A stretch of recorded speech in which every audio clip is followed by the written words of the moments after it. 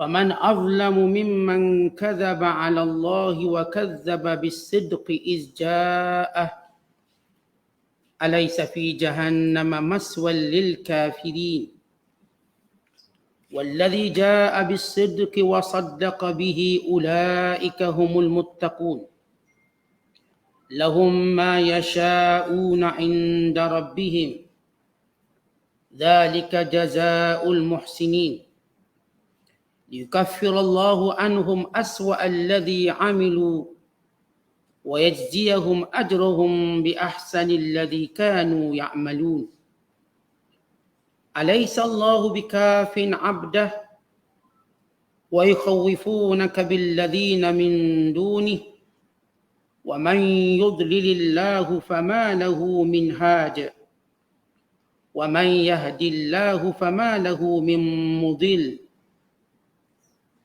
أليس الله بعزيز ذي انتقام صدق الله العظيم.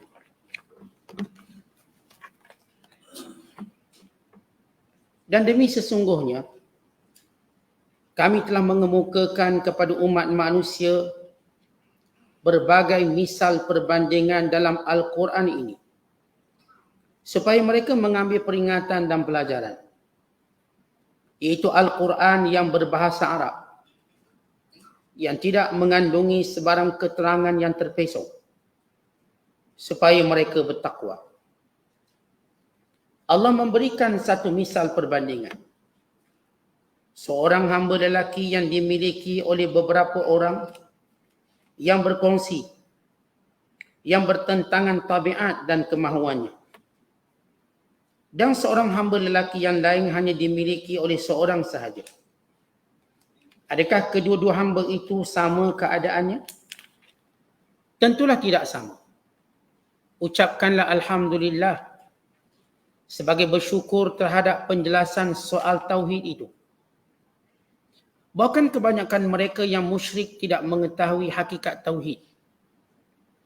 Sesungguhnya engkau, wahai Muhammad, akan mati. Dan sesungguhnya mereka juga akan mati.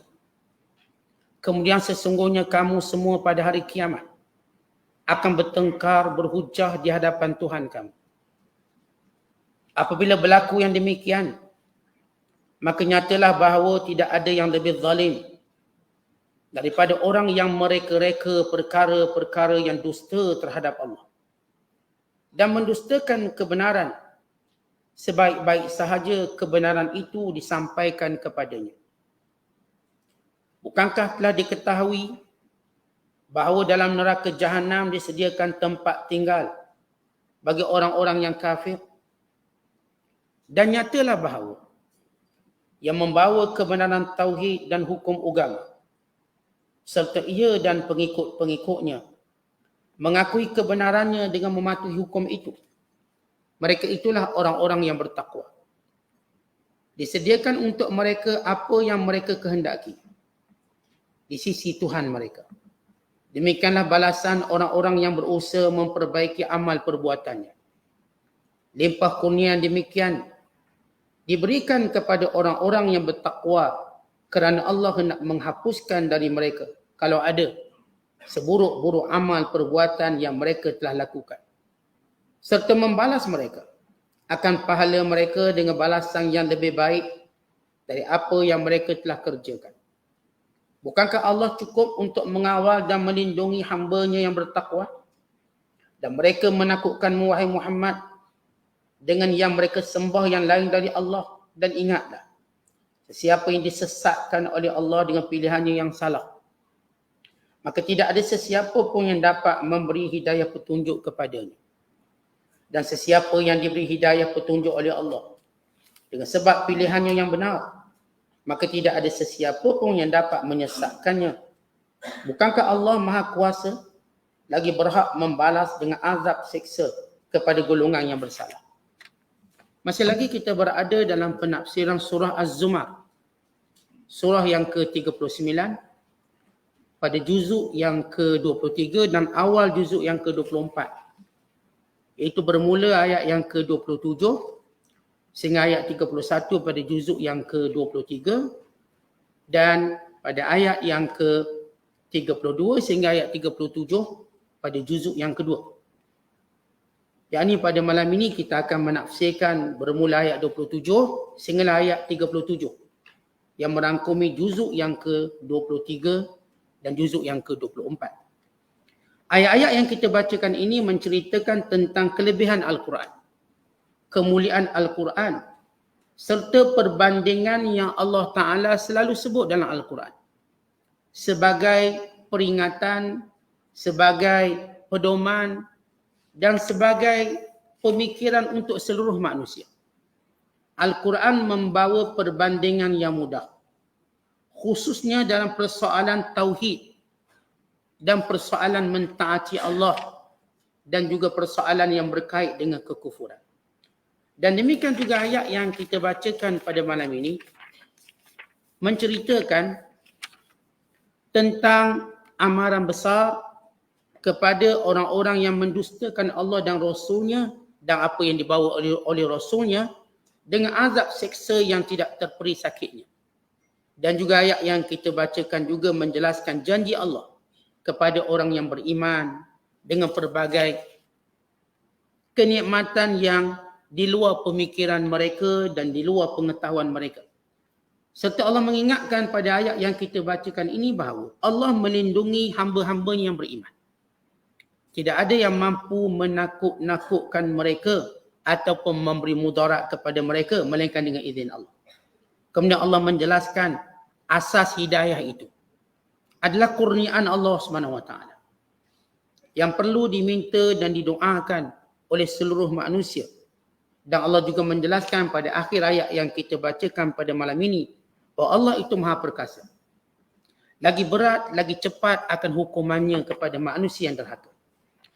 Kalau sebelum ini kita telah menjelaskan tentang 5 sifat Al-Quran. Pada ayat yang ke-23 sebelum ini, sebelum kita masuk ayat yang ke-27 ini, kerana ayat 27 kesinambungan daripada ayat sebelum ini, kita telah menyebut tentang 5 kelebihan Al-Quran. Yang pertama, Allah menyatakan bahawa ahsanal hadis, Al-Quran itu sebaik-baik perkataan. Sebaik-baik perkara yang didengar dan dibaca. Sebaik-baik perkara yang ditadaburi. Sebaik-baik perkara untuk mendapat pahala dan darjat. Dan Allah Ta'ala juga menjelaskan tentang sifat kedua Al-Quran, bahawa ayatnya antara satu sama lain membenarkan, tidak berlaku pertentangan. Membenarkan, menguatkan antara satu sama lain, baik dari segi susunan atau dari sudut makna. Dan yang ketiga telah kita jelaskan bahawa Al-Quran itu mengandungi kisah-kisah yang diulang baca untuk diambil pengajaran dan pelajaran.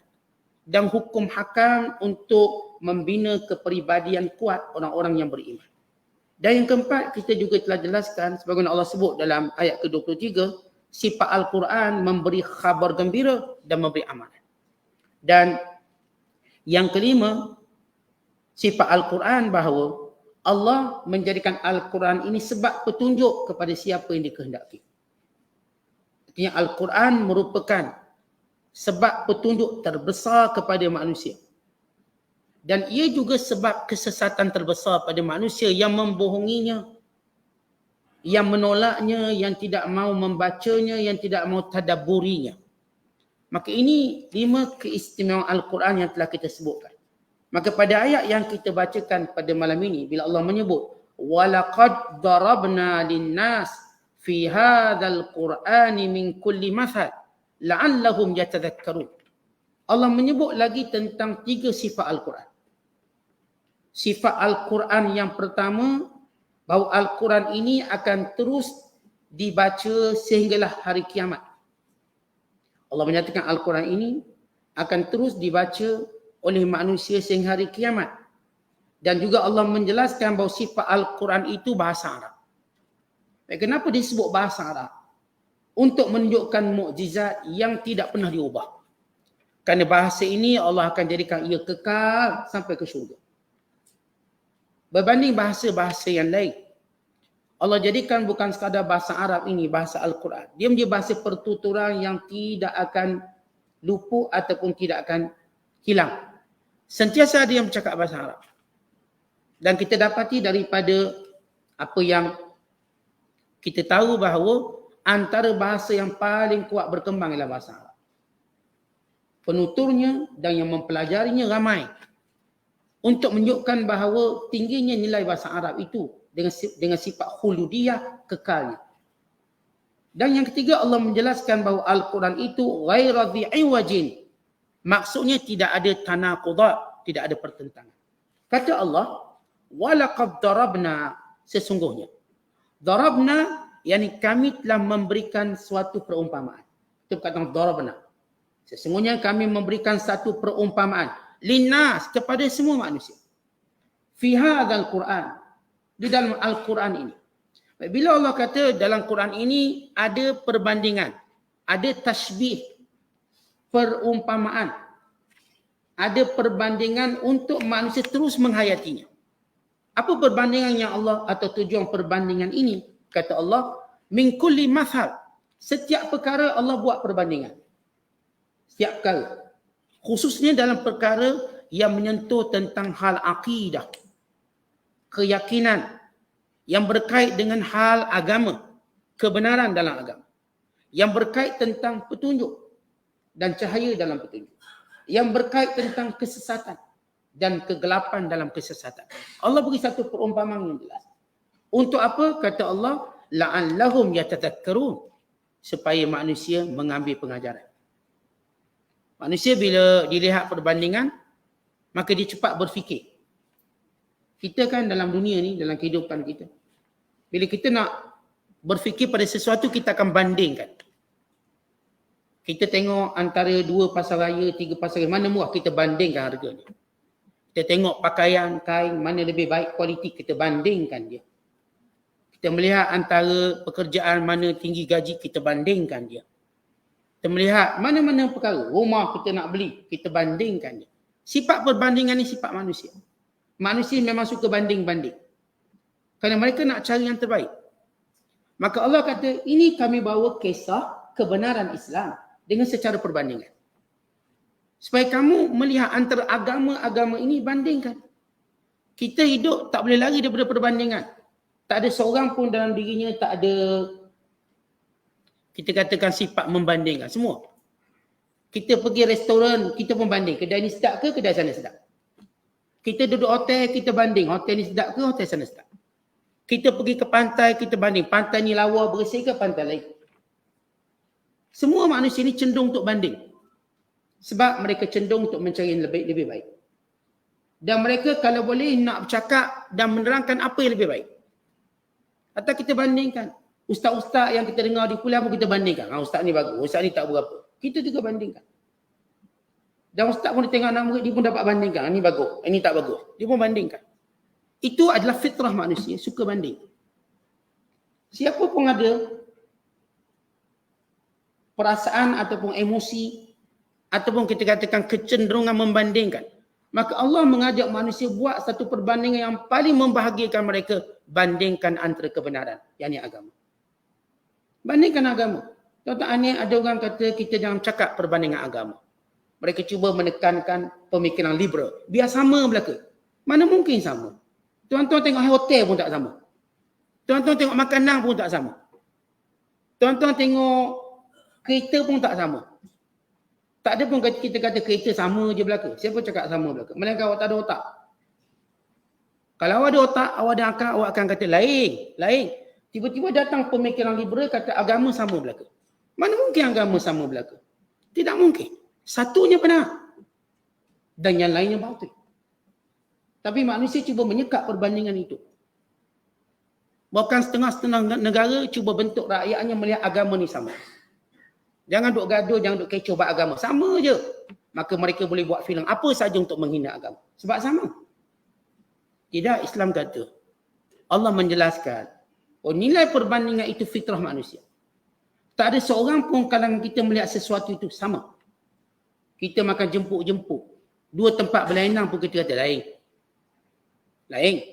Jemput apa ni, cekodok bawang. Misalnya dengan cekodok udang. Takkan tuan-tuan kata sama udang dengan bawang. Maka Allah menyebut perbandingan agama. Dan perbandingan mereka ingat Tuhan yang disembah sebenar dengan Tuhan palsu. Bandingkan. Apakah sama berhala-berhala disembah dengan Tuhan yang esa? Maka Allah kata, lihat, kami beri perbandingan ini. Semoga kamu semua, wahai manusia, ya tadakkaru. Fikir elok. Quranan pertama kami nak beritahu. Quranan Arabiyyah. Sebab perbandingan ini ada dalam Quran. Maka kami fokuskan kamu melihat sifat Al-Quran dahulu. Ini Al-Quran Arabian sifatnya. Baik, bila kita dah sebut Allah menyebut sifat Al-Quran itu bahasa Arab. Kenapa Allah tak sebut hanya Quran saja tanpa menyebut bahasanya? Untuk menunjukkan dia tak berubah. Daripada diturunkan kepada baginda sallallahu alaihi wasallam dengan bahasa Arab sampai pada zaman kita bahasa Arab, dia tak berubah. Dia tak macam kita Injil diturunkan bahasa lain, akhir ini jadi bahasa Inggeris. Jadi bahasa Inggeris, jadi bahasa sekian. Tidak, Al-Quran tidak. Diturun bahasa Arab, dikekang bahasa Arab. Dan kekal dibaca dengan bahasa Arab. Sepakat ulama' Quran kalau dibaca bahasa Melayu tak akan dapat pahala. Quran kena baca dengan bahasa Arab. Kalau seorang dia cuba baca terjemahan Quran dalam solat, batal solat. Dia kena baca Al-Quran dalam sembahyangnya dengan bahasa Arab. Kita bila buat tilawah, bila tadabbur, bila tadarus, yang dapat pahalanya bila kita membaca Qurannya, bukan terjemahannya. Terjemahan itu tidak dianggap Quran. Sebab itu orang yang tak berwuduk boleh pegang, orang yang berhaid hadap besar boleh pegang. Quran tidak. Kerana Allah nak beritahu Quran ni tak berubah. Lihat bahasanya saja tidak berubah. Tak ada orang boleh nak tukar bahasa lain. Sebab kita orang Melayu, kita tukar Quran jadi Melayu. Kerana dia orang Inggeris, tukar Quran jadi Inggeris. Sebagaimana Bible ditukar bahasa. Lalu berubah makna dan terjemahannya. Maksud dan tujuannya. Maka berlaku penambahan dan pengurangannya. Akhirnya kita Taurat rosak, Injil rosak. Al-Quran tidak. Bila Allah menyebut Arabian, Allah nak sebut asli Quran. Bila sebut asli, makna daripada Nabi SAW sampai sekarang asli. Jadi penambahan. Bukan Allah menyebut dalam ayat yang lain. Inna nahnu nazzalna dzikra wa inna lahu lahafizun. Kami turunkan Al-Quran dan kami jaga Al-Quran. Pertama yang dijaga asas bahasanya. Bahasa Arab. Itu asas penjagaan. Sebelum kita nak jaga makna, kena jaga bahasa yang diturunkan. Dan bagaimana bahasa Arab ini dipelihara oleh Allah. Walaupun bila penjajah masuk dalam Perang Dunia Pertama dan Kedua, antara usaha mereka ialah menjadikan bahasa Arab ini bahasa rendah. Bukan di Turki, bahasa Arab dianggap bahasa jenayah. Mustafa Kemal Atatürk, bila dia membentuk Turki moden, dia mengharamkan baca Quran. Azan ditukar bahasa Turki. Siapa yang azan dalam bahasa Arab dianggap jenayah. Ini satu jenayah, azan dalam bahasa Arab. Membaca Al-Quran satu jenayah. Maka orang Turki daripada bercakap Arab bertukar menjadi bercakap Turki. Tentang Turki ialah kerajaan Uthmaniyah. Dan menggunakan bahasa utama dalam pentadbiran, dalam percakapan bahasa Arab. Datang Mustafa Kemal Atatürk, ubah bahasa. Siapa yang azan bahasa Arab ditangkap. Membaca Al-Quran satu jenayah. Sembahyang juga jenayah. Nak sembahyang boleh bahasa Turki. Kalau tidak, jangan sembahyang. Dia ubah semua. Apakah bahasa Arab berubah? Tidak. Hari ini Turki menjadi pusat tahfiz. Deretan tahfiz muncul di Turki. Quran tetap dijaga dan dipelihara. Yang cuba rosakkan bahasa Quran dah hancur binasa. Kerana bahasa ini akan kekal keasliannya. Takkan ada orang boleh ubah. Cuba ubah Quran ke bahasa lain, tak akan mungkin.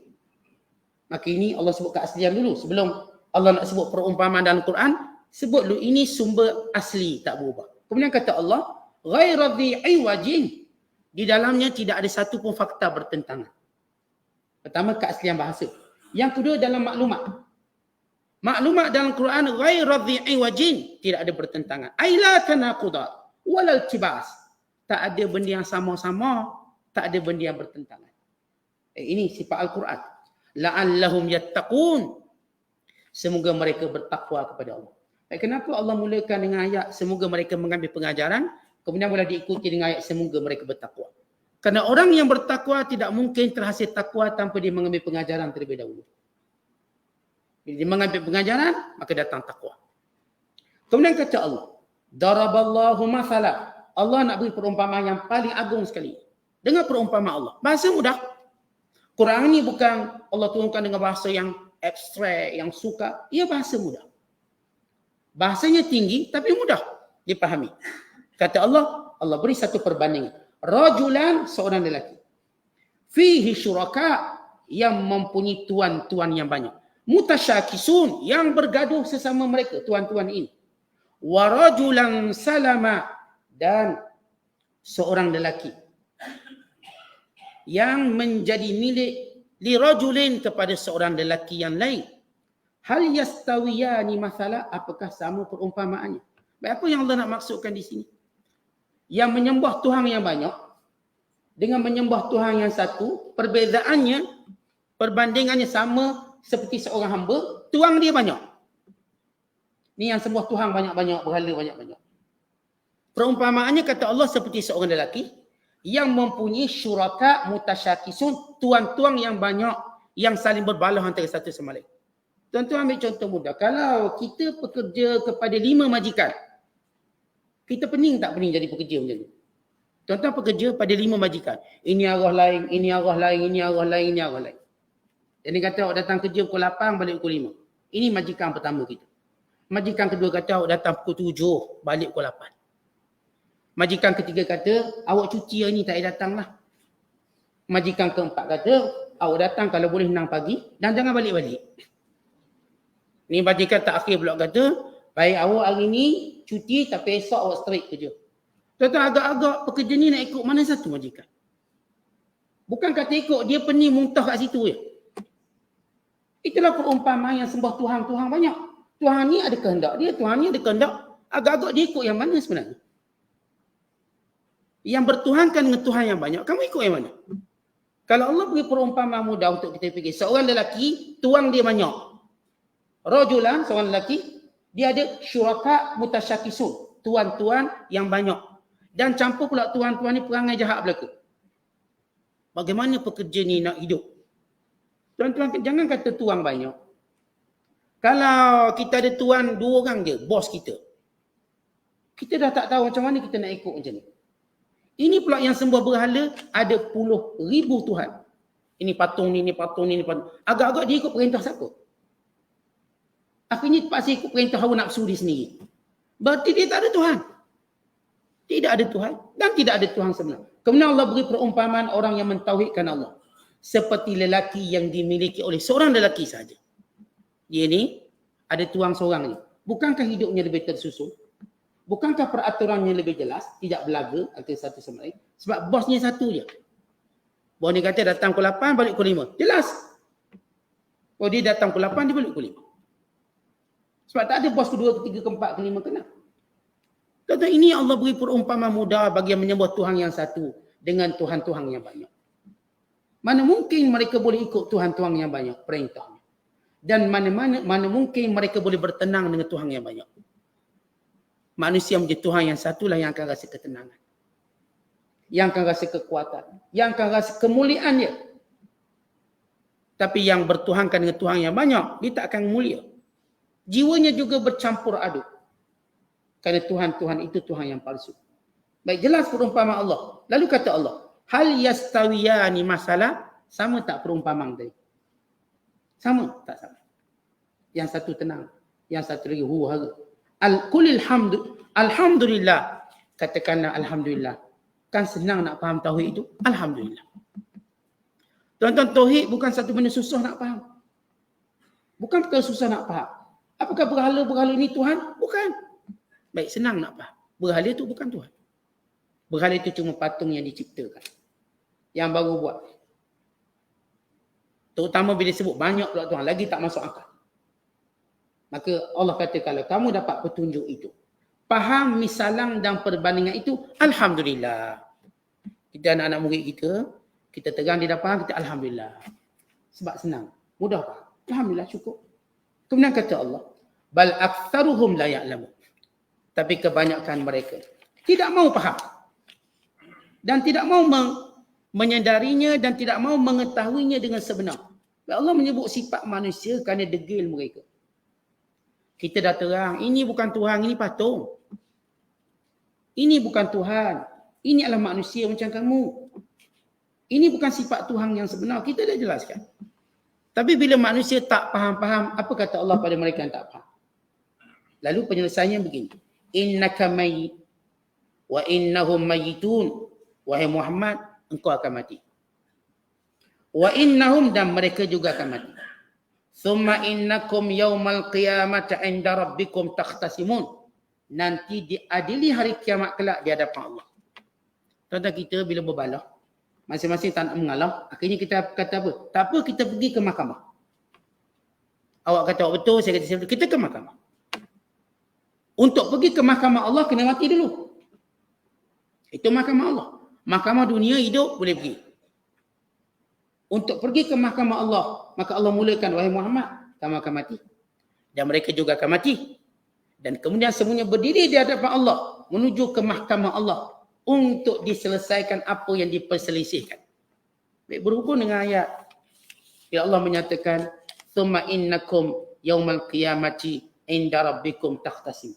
Baik, semua orang di hadapan Allah Subhanahu Wa Taala akan diputuskan segala perselisihan mereka. Tuan-tuan, kita duduk di dunia yang penuh dengan dunia perselisihan. Kita berselisih pada semua perkara. Cuma perselisihan paling besar perselisihan akidah. Tetapi perselisihan lain juga Allah Ta'ala akan adili. Yang kita berbalah atas dunia ini Allah akan adili. Dalam hadis, Nabi SAW menyatakan, awwalul khasmaini yawmal qiyamah jaran. Perbalahan pertama yang Allah akan adili antara manusia ialah antara dua jiran. Sebab kebiasaan jiran ni suka berbalah. Maka Allah akan adili. Supaya setiap ini akan mendapatkan keadilan. Dalam hadis yang lain, Nabi menyatakan, walladhi nafsi biyadi. Demi diriku yang berada di tangannya. Innahu la yakhtasimu hatta syatani fi man tahata. Semua kamu akan diadili apa yang kamu berbalah di dunia dulu, sehingga dua kambing yang berbalah pun akan diadili. Nak beritahu tentang Allah Ta'ala akan mengadakan sidang mahkamah terbesar. Paling terbesar untuk memberikan hak keadilan kepada semua, termasuk pada binatang. Apatah lagi keadilan yang berkait dengan ketuhanan, yang merupakan faisal perkara paling utama dalam hidup, akidah. Dalam hadis yang lain, Nabi SAW menyatakan, bila Zubair bin Awam bertanya kepada Rasulullah, ya Rasulullah, ay Rasulullah, ayukarriru alaina ma kana bainana fid dunya ma khawasiz zunub? Qala sallallahu alaihi wasallam, na'am la yukarraruna alaikum hatta yuadda ila kulli dhi haqqin haqqah. Ya Rasulullah, apakah apa yang kita berbalah di dunia ini akan diulang balik kiamat kelak? Yang kita gaduh-gaduh kat dunia ni, apakah diulang balik? Nabi menyatakan, ya, diulang balik perbalahan kamu sehingga setiap yang patut dapat hak mendapat haknya kembali.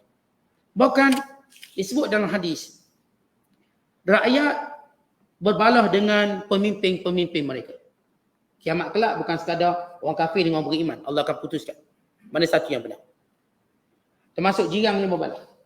Termasuk orang beriman yang berbalah secara umum. Bahkan termasuk pemimpin dengan rakyat. Dalam hadis Nabi menyatakan, yuja'u bil imami ja'il kha'in yawmal qiyamah. Fatakhasamuhu ar-ra'iyyah. Fatukhasimhu ar-ra'iyyatu. Fayuflihuna alaihi. Fayuqalu lahu sudda ruknan min arkani jahannam. Dibawa pemimpin yang jahat, yang khianat pada kiamat kelak, pada hari kiamat kelak. Dan dibawa seluruh rakyatnya. Ni pemimpin kena tahu. Bukan dia berseronok dengan kejawatan dia. Kelak dia akan diaguin oleh rakyatnya. Akan dituntut oleh rakyatnya.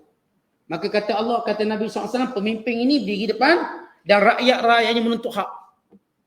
Lalu kata Nabi SAW, fayuflihuna alaih. Lalu rakyat itu menang lawan pemimpin.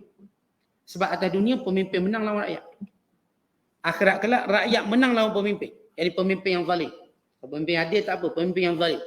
Sudda ruknan, kemudian dikatakan kepada pemimpin yang zalim ini, masuklah kamu ke ruang neraka yang disediakan. Artinya semua akan diputuskan. Yang terbesar diputuskan apa dia? Masalah syirik. Kerana ini akan menjadikan seorang itu masuk neraka selama-lamanya. Yang lain-lain berkait dengan dosa juga akan diputuskan oleh Allah SWT. Wa imma, dimaafkan oleh orang yang kita buat salah.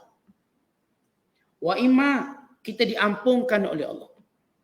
Wa imma kita akan atau orang tu akan diazab oleh Allah mengikut tempoh kesalahannya kemudian dibebaskan. Ada 3 kemungkinan. Sebab dosa kita terbagi pada 2. Satu dosa dengan Allah, satu dosa dengan makhluk.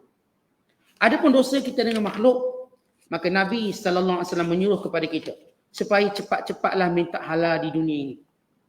Kita kalau ada dosa dengan makhluk, baik kita minta halal. Sebab dia ternyata lebih suka. Sebab makhluk macam kita sama-sama susah kiamat kelak. Sama-sama takut masuk neraka, sama-sama harap masuk syurga. Bila keadaan macam tu, agak suka kita nak dapat kemaafan mereka. Agak suka. Melainkan dia akan nak ambil pahala kita atau nak suruh kita pikul dosa kita. Dosa dia. Dalam hadis, kata Rasulullah, "Man kana indahu mazlimatun li akhi min 'irdin aw malin falyatahallalhu al-yawm qabla an la yakuna dinar wala dirham. In kana lahu amalun salih ukhidha minhu biqadri mazlimatihi wa in lam yakun lahu hasanat ukhidha min sayyiati sahibihi fahumilat alaihi." Kata baginda sallallahu alaihi wasallam, siapa yang buat zalim kepada saudaranya di dunia, sama ada melibatkan maruah atau harta, mintalah halal pada hari ini. Sebelum berlaku pada hari tidak akan laku segala wang ringgit, segala dinar dan segala dirham. Kalau sekiranya baginya amal soleh, maka amal solehnya akan diambil kadar kezalimannya kepada orang lain. Kalau dia tidak ada amal soleh, maka dia ambil dosa orang yang dizaliminya untuk dipikul dan dicampakkan di dalam neraka. Dan hadis yang lain, Rasulullah sallallahu alaihi wasallam menyatakan, "Atadruna manil muflis?" Qalu al-muflisu fina man la dirham lahu wa la mata'. Faqala Rasulullah sallallahu alaihi wasallam, "Innal muflisa man ya'ti yawmal qiyamati bi salatin wa zakatin wa siyamin wa ya'ti qad shatama hadha wa qadhafa hadha wa akala mala hadha wa safaka dama hadha wa daraba hadha fayu'ta hadha min hasanati wa hadha min hasanati fa in faniyat hasanatuhu qabla an yuqda ma alayhi ukhidha min khatayahum faturihat alayhi summa turiha finnar." Maksudnya, bila Rasulullah berkata kepada para sahabat, apakah kamu tahu siapa yang muflis? Jawab para sahabat, muflis pada definisi kami tak ada duit. Dia tak ada duit 1 sen, muflis satu. Lalu kata Nabi sallallahu alaihi wasallam, muflis yang sebenar, yang kelak didatang hari kiamat bawa pahala sembahyangnya, pahala zakatnya, pahala puasanya, tapi dalam masa yang sama dia maki orang tu, dia tuduh orang tu, dia ambil harta orang tu, ditumpahkan darah orang itu, dipukul orang itu, maka diambil daripada kebaikannya dan kebaikannya diberikan kepada orang yang dizaliminya sehingga habis kebaikannya. Bila habis kebaikannya sebelum diputuskan tentang keadaan dirinya, lalu diambil akan kesalahan-kesalahan mereka, lalu diletakkan ke atas orang yang menzaliminya, kemudian dicampakkan dalam neraka. Dan bayangkan kita kat dunia banyak puasa, banyak mengeluarkan zakat, kita jaga semua ibadat, tapi kita mulut kita tak lepas fitnah orang tu, tipu orang tu. Scam orang tu, scam orang ni. Ambil harta orang tu, ambil harta orang ni. Kita pukul orang tu, kita pukul orang ni. Kelak orang-orang yang kita zalimi, semuanya ambil kebaikan kita. Bila kebaikan kita sudah habis, sedangkan kejahatan kita belum terbayar, maka dia ambil dosa-dosa orang yang kita zalimi, dipikul atas kita. Dipikul ke atas orang yang menzalimi orang tadi, lalu dia yang saja datang bawa pahala. Kali ini dia penuh dengan dosa. Maka inilah muflis, lalu dicampakkan dalam neraka. Kata Nabi sallallahu alaihi wasallam, ada umatku yang membawa pahala seperti gunung Tihamah. Ada umatku dia bawa pahala macam gunung banyak. Tapi sebab dia tipu orang tu, tipu orang ni, zalim orang tu, zalim orang ni, buat anaya orang tu, buat anaya orang ni, maka kebaikannya habis dia ambil. Kan itu kata Nabi SAW, kalau kita ada salah orang kat dunia, baiklah kita malu minta maaf kat sini, tak apa. Jangan kita kata tak apa saat kita minta maaf kat akhirat. Jangan. Kalau kita boleh maaf, minta maaf di sini buat. Buangkan ego kita, kesombongan kita. Buangkan rasa malu kita. Kerana sifat-sifat itu ternyata tidak berguna hari akhirat kelak. Hatta Nabi SAW berkata pada para sahabat, wahai sahabatku, kalau ada di kalangan kamu aku aniayai maka balas. Walau Rasulullah maksum, terjaga, terpelihara. Pun Rasulullah beritahu kalau ada yang aku aniayai, sila balas. Tuan-tuan, siapa nak balas Nabi SAW? Dan kadang mereka mengetahui Nabi tak pernah aniaya, tak pernah zalim, akhlak yang baik. Pun Nabi nak ajar kita. Walaupun kita rasa kita mulia, kita bagus, tak mungkin kita tak ada salah orang. Adalah benda-benda salah kita dengan orang. Oleh sebab itu, hisab kesalahan kita kepada orang lain. Terutamanya disebut sebagai zawul hukuk. Orang yang punya hak yang besar pada kita. Mak ayah kita. Besar hak dia. Pasangan kita atau suami kita. Besar hak dia. Jiran kita. Besar hak dia. Silaturahim kita. Besar hak dia. Ini hak-hak yang besar dalam Islam. Yang kita perlu tahu, apakah kita ada buat kesilapan dan kesalahan. Biar kita pulang, kita keluar dari dunia dengan tidak membawa dosa-dosa dengan orang. Kita ada kesalahan dengan Tuhan, kita ada kesalahan dengan manusia. Yang paling suka kesalahan dengan manusia. Tapi bukan maksud kita ambil mudah kesalahan dengan Tuhan. Tak sembahyang, tak puasa. Tak puasa pun tak apa. Itu salah dengan Tuhan kan senang. Tak, dua-dua ni bahaya. Tetapi yang lebih berat manusia, kenapa? Kerana sifat manusia akhirat kelak, dia amat perlukan pahala. Disebut dalam satu hadis. Ini dikenali sebagai hadisul bitaqah. Seorang lelaki, kata Nabi SAW akhirat kelak, dia cuma kurang satu amalannya untuk masuk syurga. Satu je kuat. Maka dia pun mendatangi ibunya. Wahai ibuku, aku kurang satu amalan untuk aku masuk syurga. Tolonglah beri aku amalan satu tu je. Dia kata, wahai ibuku, kamulah yang mengandungkan aku, kamulah yang menyusukan aku, kamulah yang jaga aku. Kamulah yang paling sayang aku. Hari ini aku kekurangan satu amalan. Tolong aku. Kalau tidak aku masuk neraka. Lalu ibunya berkata, wahai anakku, aku juga takut macam kamu takut. Aku tak berani beri amalan. Aku beri pada kamu, aku masuk neraka kan. Aku tak bagi. Akhirnya lelaki ini pergi cari ayah pula. Wahai ayah, engkau lah yang menjagaku, namaku dinasabkan padamu. Aku ada kurang satu kebaikan. Berilah satu kebaikan yang dengannya aku masuk syurga. Ayahnya kata, aku juga takut macam kamu takut. Kalau aku bagi, aku masuk neraka. Maka ayah pun tak nak kasih. Semua orang yang dijumpa tak nak kasih. Tentang hadis ini beri perumpamaan. Jangan kita mudah tak apa ustaz, akhirat kelak dimaaflah kita. Jangan. Akhirat itu semua terdesak. Tentang kita kalau zaman gawat ekonomi, zaman orang tak ada duit pun payah nak tolong kita. Tak boleh, saya pun susah. Itu baru susah dunia. Bila kita minta tolong, semua beri alasan sama. Ini kan zaman susah, saya pun tak boleh tolong awak. Kalau saya tolong awak, macam mana saya nak makan? Bayangkan akhirat kelak dalam ketakutan manusia. Manusia tidak pernah takut sebagaimana takutnya mereka di hari akhirat kelak. Manusia tak pernah bimbang sebagaimana bimbangnya mereka akhirat kelak. Manusia tak pernah merasa begitu terancam sebagaimana terancamnya mereka akhirat kelak. Semua bergantung pada amalan mereka. Mereka tak nak lepaskan amalan tadi walaupun pada orang paling mereka sayang. Tak nak bagi. Habis tak yang kata hadis syafaat. Hadis syafaat itu berlaku bila semua orang masuk syurga. Maka berlaku syafaat. Lagi kawan ni tak masuk syurga tak berani. Bila dah masuk syurga barulah berani beri syafaat.